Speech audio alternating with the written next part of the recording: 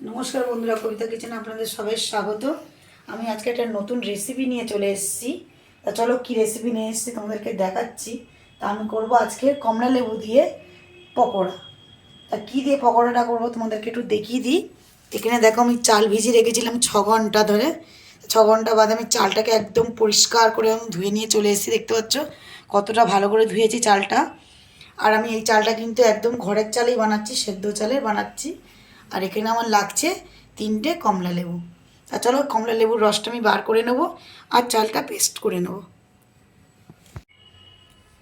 তা চলো আমি চাল বেটে নিয়ে চলে এসেছি। দেখো একদম মিহি করে বাটা হয়ে গেছে। আর এখানে দেখো আমি অরেঞ্জ জুসটাও বের করে নিয়েছি, একদম 3টে লেবুর জুস। তা চলো আমি চালটাকে এখন ভালো করে ফাটাবো, ভালো করে জুসটা অল্প অল্প করে দিয়ে আমি ফাটাবো। এখন কিন্তু আমি এর মধ্যে কিছু দেবো না, শুধু জুসটা দিয়েই আমি ফাটাবো এটাকে ভালো করে একদম।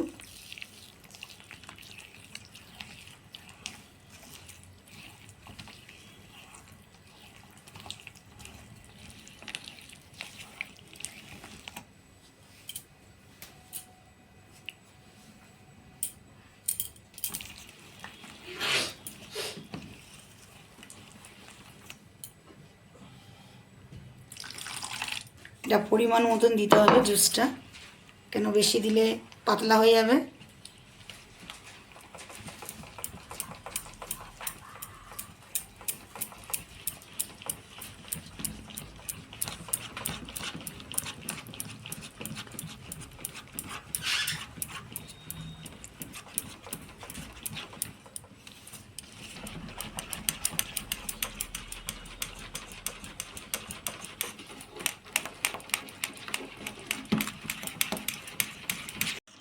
এখানে দেখো আমার ভালো করে ফাটানো হয়ে গেছে।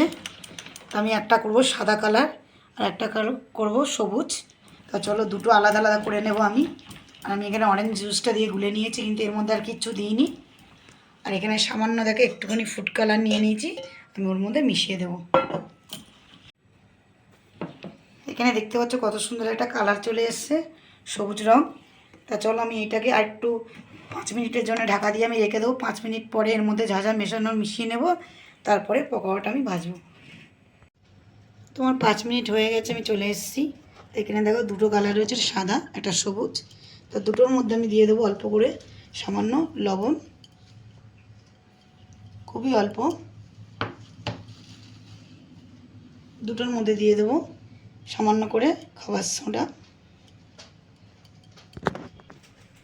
তো আমি সবুজটাতে দিয়ে দেবো একটু সাদা তিল।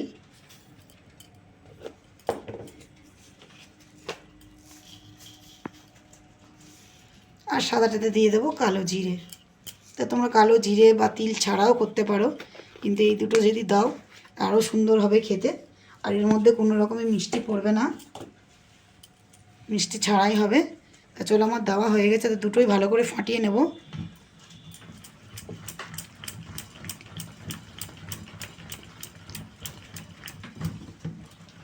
তা কে কে কমলা লেবুর পকোড়া খেয়েছো অবশ্যই আমাকে কমেন্টে জানাবে।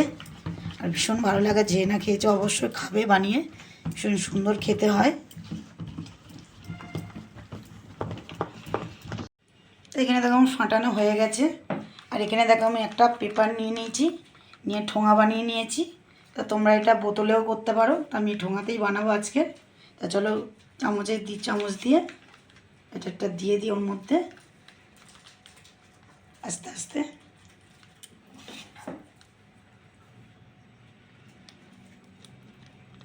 এখানে দেখো আমার তেলটা গরম বসিয়ে দিয়েছি। এখানে তেল গরম হয়ে গেছে আমার, এবার দিয়ে দেবো একে একে।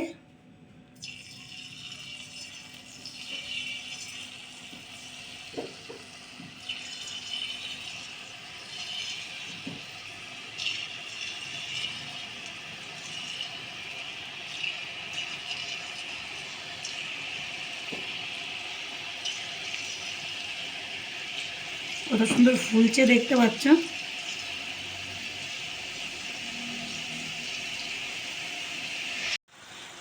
তা দেখো এগুলো ভাজা হয়ে গেছে। তা কয়েকটা আমার মেয়ে দিয়েছে, ওইগুলো একটুখানি হতে বাকি রয়েছে, যার জন্য আমি তুলতে পারছি না। তা চলো সাইড থেকে তুলে নিই আমি, কেন বেশি লাল হবে না এটা। আর কত সুন্দর দেখতে হয়েছে দেখো।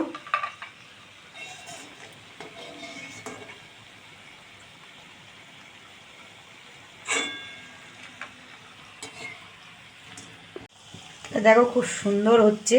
আর এইগুলো কিন্তু একদম ডিপ ভাজা হবে না। তো দেখো এইভাবেই তুলে নেব আমি। ভাজা হয়ে গেছে। আর এইগুলো আমার মেয়ে করেছে, তো আমাকে বলছে বলো তুমি যে আমার মেয়ে করেছে।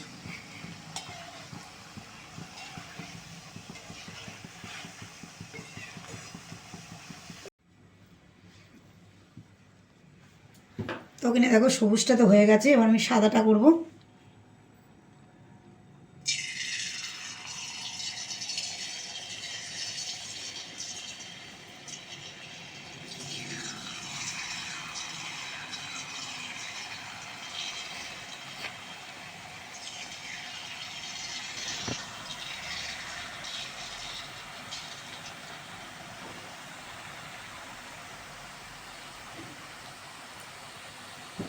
তো এইগুলো সাদা হবে।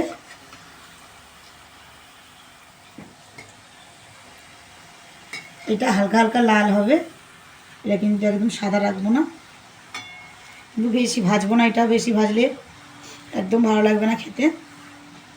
দেখো এইগুলো সুন্দর একটা কালার আসছে, একদম লালচে ভাব না কিন্তু। ওখানে দেখো কটা ভাজা হয়েছে আমার।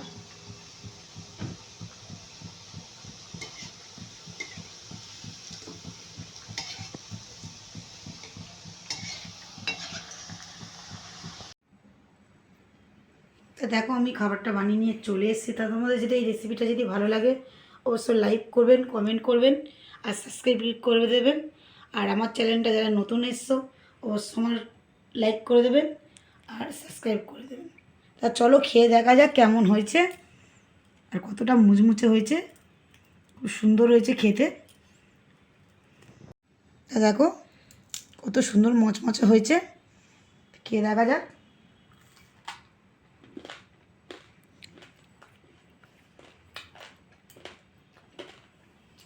তো দেখো কত সুন্দর মচমচে হয়েছে, তোমরা তো বুঝতেই পারছো আওয়াজটা শুনে। তো দারুণ হয়েছে। তো চলো সাদাটা একটু খেয়ে দেখা যাক।